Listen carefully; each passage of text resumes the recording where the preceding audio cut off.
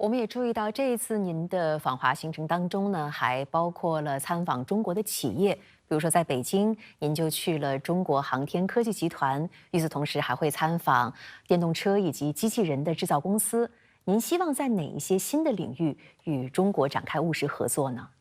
တရုတ်မြန်မာပူးပေါင်းဆောင်ရွက်မှုမြင့်တင်ရေးမှာတဲ့ကဏ္ဍပေါင်းစုံရှိတယ်။ခင်ဗျားပြောတဲ့ခုနစက်မှုလုပ်ငန်းတွေရှိမယ်၊နည်းပညာနဲ့ပတ်သက်တာရှိမယ်၊ညီကြီးမှုနဲ့ပတ်သက်တာရှိမယ်၊ကျန်းမာရေးနဲ့ပတ်သက်တာရှိမယ်။ဒါတွေအားကစားနဲ့ပတ်သက်တာရှိမယ်စသဖြင့်ဒီပေါင်းစုံရှိပါတယ်။တရုတ်နိုင်ငံကဗတ်ပေါင်းစုံကဒီ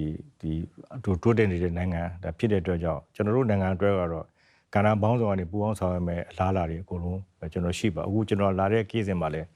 တော်များများပေါ့လေကျွန်တော်မြန်မာသွားကြည့်ဘူးလူလာတူတူပဲနောက်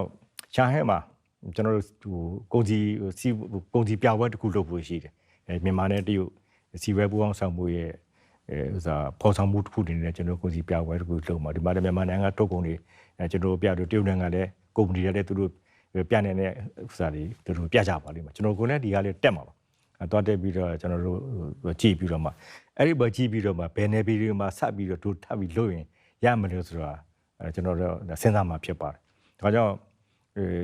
ကဏ္ဍပေါင်းစုံတော့လုပ်လို့ရတဲ့အခြေအနေရှိတယ်ဆိုတာလေးလည်းကျွန်တော်မြင်ပါတယ်ကျွန်တော်တခုလူနာပြောချင်တယ်အဲ့ဒါဘာလဲဆို AI နဲ့ပတ်သက်တရုတ်တွေက AI နဲ့ပတ်သက်လည်းသူကထိတ်တန်းမှာရှိတယ်နော်အာကာသနဲ့ပတ်သက်ရင်လည်းတကယ်ဟိုထိတ်တန်းပေါ့ကျွန်တော်တို့လည်းအာကာသနဲ့ပတ်သက်ပြီးပူးပေါင်းဆောင်မှုတွေနဲ့ပတ်သက်ပြီးဆွေးနွေးဆောင်နေတာရှိတယ်ဆိုတော့အာကာသနေမျိုးရှိတယ် AI နေမျိုးရှိတယ်ဒါကျွန်တော်တို့နီးပညာနဲ့ပတ်သက်တဲ့ IT နဲ့ပတ်သက်တဲ့ပြဿနာတွေနေပေးလေးရှိတယ်ဒါတွေလည်းတရုတ်နိုင်ငံနဲ့ပူးပေါင်းဆောင်မှုတွေအခွင့်အလမ်းတွေကျွန်တော်တို့ရှိတယ်ဆိုတာကျွန်တော်တွေ့ပါတယ်ဒါလေးကျွန်တော်ပြည့်ပြောချင်တော့